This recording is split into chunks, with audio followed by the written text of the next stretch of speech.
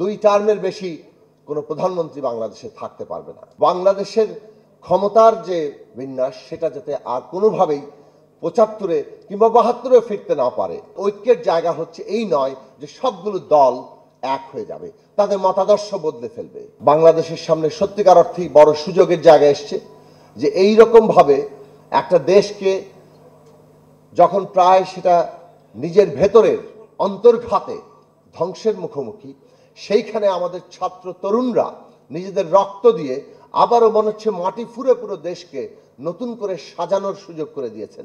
সেই রাজনৈতিক উপলব্ধি, সেই চ্যালেঞ্জ আজকে সমস্ত রাজনৈতিক শক্তির কাছে। কাজে এইখানে আমরা এমন একটা ক্রস রোডে দাঁড়িয়ে আছি যেটাতে ঐক্য খুব জরুরি। আমরা কেউ কাউকে, রাজনৈতিক প্রতিদ্বন্দ্বিতা থাকবে একটা গণতান্ত্রিক ব্যবস্থায়, কিন্তু গণতান্ত্রিক ব্যবস্থার যে রাজনৈতিক প্রতিদ্বন্দ্বিতা ক্ষমতা নিয়ে, সেটা যদি একটা নিয়মের মধ্যে না ঘটে সেটা আমাদেরকে ধ্বংসের মধ্যে জায়গায় নিয়ে যাবে। সেই উপলব্ধিটা রাজনৈতিক পার্থক্য সত্ত্বেও রাজনৈতিক শক্তির মধ্যে থাকা দরকার। যদি রাজনৈতিক পার্থক্য সত্ত্বেও এই ঐক্যের জায়গা আমরা একমত হতে না পারি, তাহলে বাংলাদেশ আমরা এই জায়গাটাতে পৌঁছাতে পারবো না। ফলে ঐক্যের জায়গা হচ্ছে এই নয় যে সবগুলো দল এক হয়ে যাবে, তাদের মতাদর্শ বদলে ফেলবে কিংবা তাদের রাজনৈতিক যে কর্মসূচি তারও সব একাকার করে ফেলবে। এই সব পার্থক্য হয়তো থাকবে, কিন্তু বাংলাদেশের ক্ষমতা ব্যবস্থা কোন নিয়মে চলবে সেই প্রশ্নে ন্যূনতম ঐক্যের জায়গা বাংলাদেশের তৈরি করতে হবে। না হলে এই বিরাট যে আমাদের সামনে সম্ভাবনা তাকে আমরা বাস্তব রূপ দিতে পারবো না। এবং সেইটার জন্যই দরকার বাংলাদেশের সংবিধানের ক্ষমতার একটা ভারসাম্য এবং জবাবদিহিতা প্রতিষ্ঠা। এই ভারসাম্য এবং জবাবদিহিতা প্রতিষ্ঠা করার জন্য যা যা করা দরকার, সত্যিকার ভারসাম্য এবং জবাবদিহিতা কাকে বলে, এই 5টি পয়েন্ট অত্যন্ত জরুরি।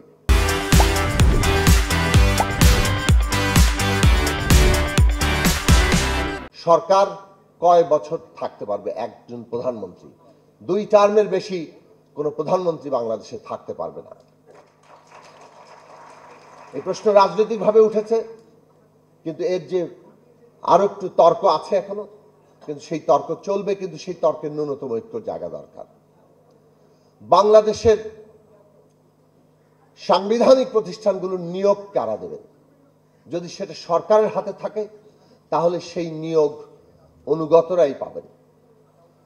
বাংলাদেশের মতো বিকাশমান গণতান্ত্রিক দেশে এই সাংবিধানিক পদগুলোর নিয়োগ আমাদেরকে এমন একটা কমিশনের হাতে দিতে হবে যেখানে সরকারি দল, বিরোধী দল এবং বিচার বিভাগের প্রতিনিধিত্ব থাকে।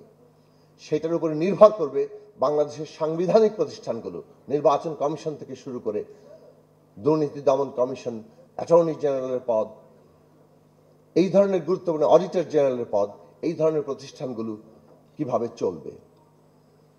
বাংলাদেশের বিচার ব্যবস্থা নির্বাহী বিভাগ থেকে আলাদা হবে কিনা, কেবলমাত্র সংবিধানে একটা লাইন এইটা যথেষ্ট নয় 53 বছরের অভিজ্ঞতায়। ফলে সুনির্দিষ্টভাবে এইবারে এই আলাদাকরণ, পৃথকীকরণ, সেটা আসলে ক্ষমতার পৃথকীকরণ, সেই জায়গাটা নির্দিষ্ট করতে হবে।